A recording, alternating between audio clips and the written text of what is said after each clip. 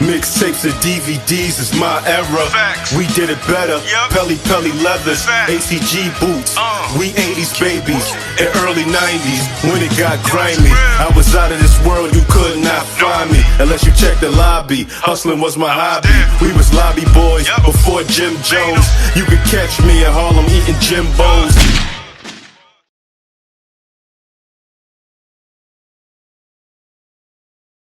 Dvderatv back at y'all with another one. Y'all know the slogan. Let's get straight into this one. Now, on the same episode of It Is What It Is, where Mase was talking about Big L having him robbed, Camron speaks on a situation where Big L brother Big Lee tried to extort him and said he'll speak about it on a later date. But instead of Cam telling the story on another episode, he'll do a freestyle instead to Kanye's Good Morning beat, explaining this situation from his perspective. Now, I can't play the freestyle because of copyright issues, but I'm gonna break some of the bars down instead. So let's get into some of the bars. Now, Cam says when you got on, them same niggas try to extort you. That's what Big Lee did. I was not amused. That's Big L, brother, for those that's confused. Old boy video shoot, he came and light a fuse. Don't know if you heard or not, homie, but no more shining shoes. You ain't got the news. I had to back the crew out. Avon was with him. We almost had a shootout. And the Hawk was out. I had to walk him out. This is all facts. So what the Doc talking about? Now, I know y'all not slow, but I'm still going to break these bars down. Anyway, basically what Cam is saying, at his old boy video shoot, when Big Lee first came home from jail, he came to the video shoot and he must have spoke to Cam and tried to extort him. Now, this whole situation happened in 2002 because old boy came out in 2002 and Big Lee came home in 2002. So he must be told Cam he got to pay him, give him some money, or get him out of some money right there on the spot. And Cam and his people wasn't with it. Now, when Cam says the line, I don't know if you heard or not, homie, but no more shining shoes, what he basically is saying is like, yo, I don't know what you heard, but like we older now. We don't pay homage to y'all like that, and you ain't gonna just be getting over on us like you once did. You know what I mean? Like, we got our weight up now. We ain't playing them games no more with you. That's basically what Cam's saying. Now, basically, when Big L brother first came home in 2002, they saying that he came home and tried to get right back to it, running down on dudes, trying to extort dudes, and try to take over again like how he had it in the 90s. Now, for those that don't know, you know, Big Lee is from 139th, and he had the whole NFL crew. And they're saying like they were selling drugs, getting money, extorting people, robbing people, and just getting busy. And Big Lee was one of them guys. He was well respected in Harlem. Now, Cam also says the Hawk was out and they almost had a shootout and his people had to walk him out. Now, what people are saying that new Big Lee is like nobody could walk Big Lee out no park in Harlem. Like Big Lee was that guy. He had people under pressure. It wasn't happening. Now, in Cam's defense, if Big Lee did get walked out that park in Harlem, wherever they was at, it had to be through mutual people. Now, Cam is from 140th, Big Lee is from 139th. They from the same hood. They blocks, you know, right by each other.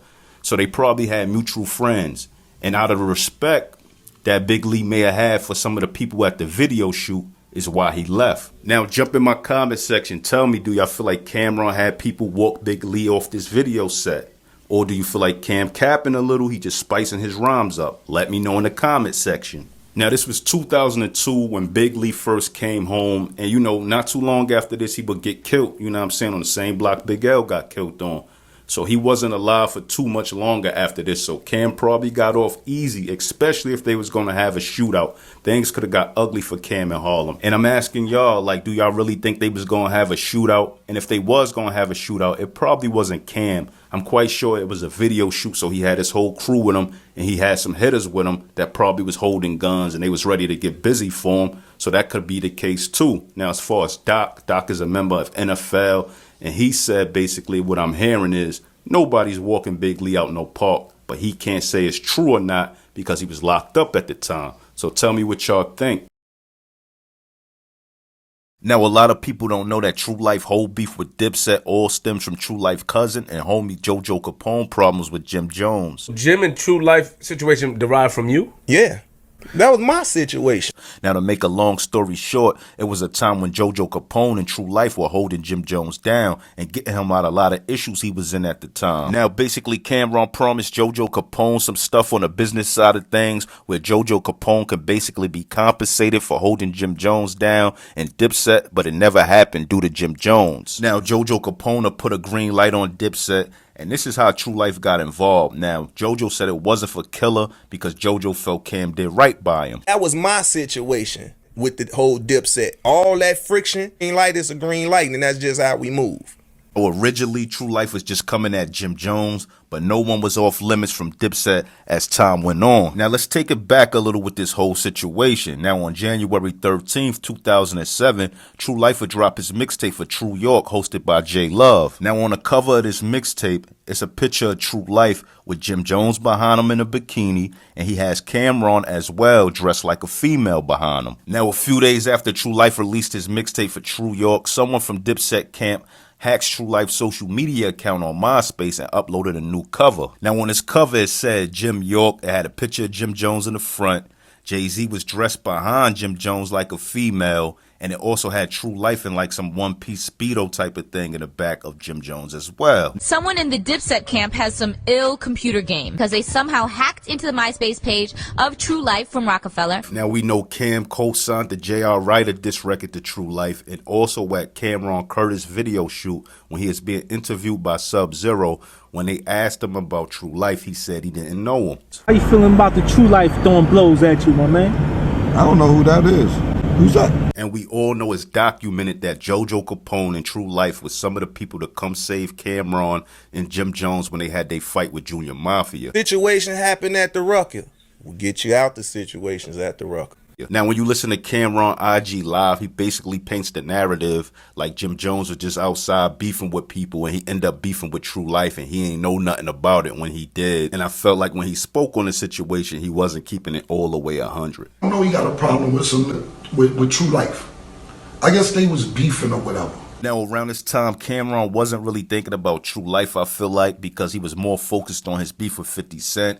And also, Cam and Jim wasn't even really seeing eye to eye at this time. Now, around this time, 50 Cent had Jim Jones on Rap City with him, and it was rumors that Jim was going to sign the G-Unit. 50 Cent was beefing with Camron. Jim Jones and Jewels would go do a show with 50 as well. Jewel Santana's reason for being there and supporting my brother and making sure don't go left for my brother either. Now, by Jim Jones linking up with 50 Cent, you know him and Camron couldn't have been on good terms. Now, let's take it back a little with this whole situation. April 30th, 2007, there'll be an altercation with True Life and Camron as Camron left Club Stereo. Now, supposedly, True Life seen Camron, and he hopped out on Cam with a few of his guys and supposedly said F Dipset and basically confronted Camron. And it's even said during the whole little altercation that True Life ended up putting hands on Camron before the situation was broken up. Now, Camron says he was alone, but I heard he was with his old manager, Big Joe. So get in that comment section if you're familiar with this story and let me know who Killer was actually with when this all happened with True Life. Now, it's also said that this whole situation was broken up by a voice jockey, Ad Lover, that used to work at Hot 97. Now, when this altercation first happened, Camron would deny it when he was asked about it.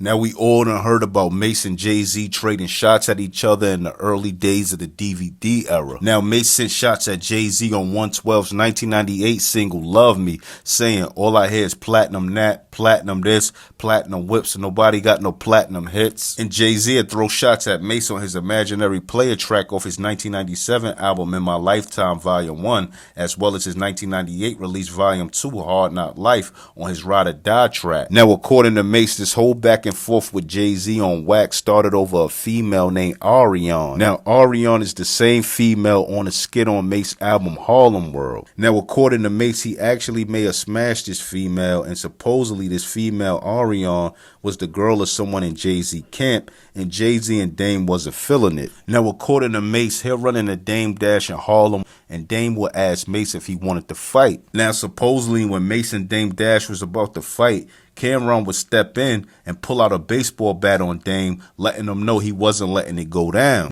A guy named Dame Dash, you might know the name. Dame Dash said he was going to beat me up. Cam grabbed the baseball bat. Now, Cam would make it clear that they all were cool at the time, but he wasn't going to let Dame fight Mase because it wouldn't be a fair fight, being that Dame has training at boxing.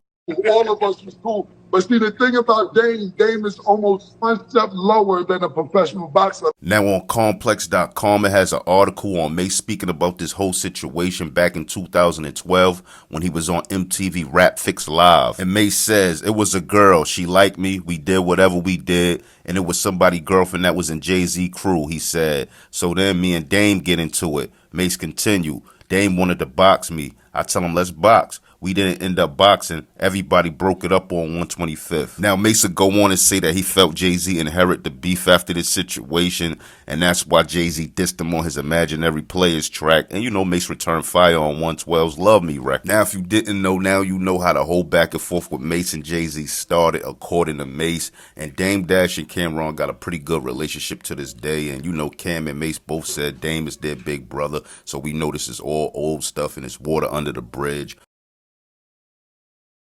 Now, around this time, Camron left Epic Records and he signed with Rockefeller Records and longtime friend Dame Dash.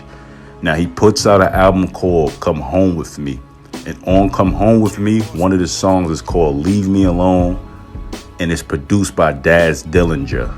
Not one of Camron's biggest songs or greatest songs, but it had a little buzz at the time because, you know, he signed with The Rock, and we know that record was a Tupac record, and he flipped it on some East Coast stuff. We accepted it, and plus in the video, my dog, he had Frankie Crunches on one leg getting crazy to it, so we gotta like it for that. Now, according to Camron, he's leaving the club in LA, and a mutual friend said, yo, Suge wanna holler at you.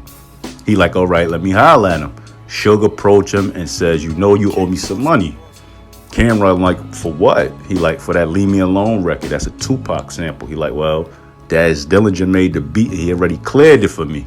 Suge like, nah, ain't got no say so. You owe me some bread. And you know I put hands on people that don't want to pay me my bread. And you know, Camron then back down, supposedly. He said, well, I put hands on people too. And the dude that Cam was with, his man Tito, supposedly pulls out a knife on Suge. I left the club. My man Jacob's like, Suge over there. You want to speak to her? Like, Suge Knight? He's like, yeah. I was like, all right, tell him to come in.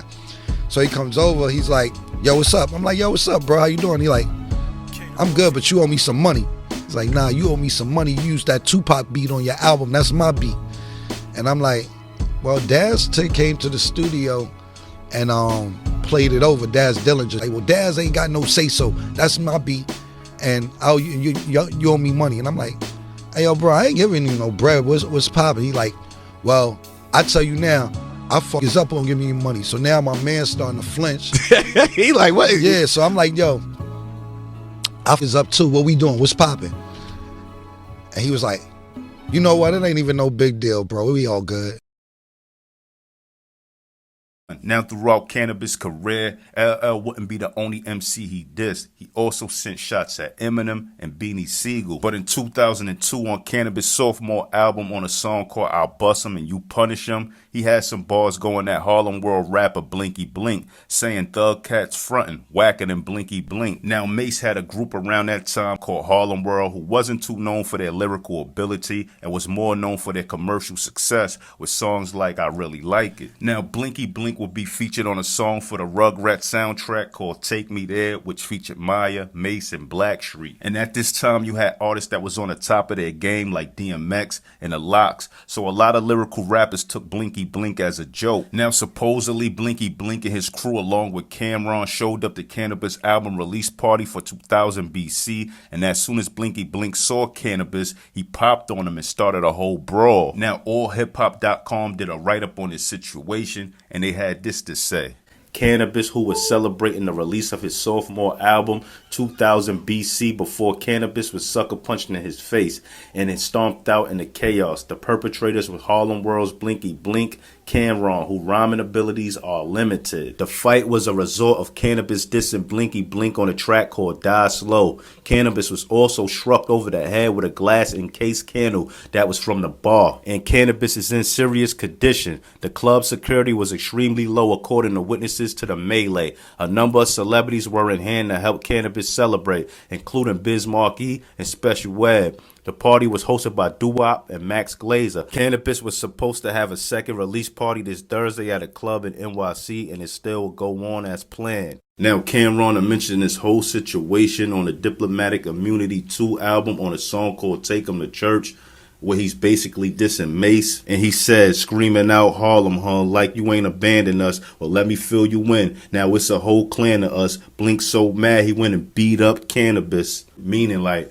what Canibus said wasn't even that bad for Blinky Blink to do him the way he did, but you know, he had so much anger in him from Mase leaving, he went and took his anger out on Canibus. But let me know how y'all feel. Jump in my comment section. But anyway, if you're a fan of these old hip-hop stories, tell a friend and tell a friend about my page. Like, comment, subscribe, and hit that notification bell. More content coming, and I'm out.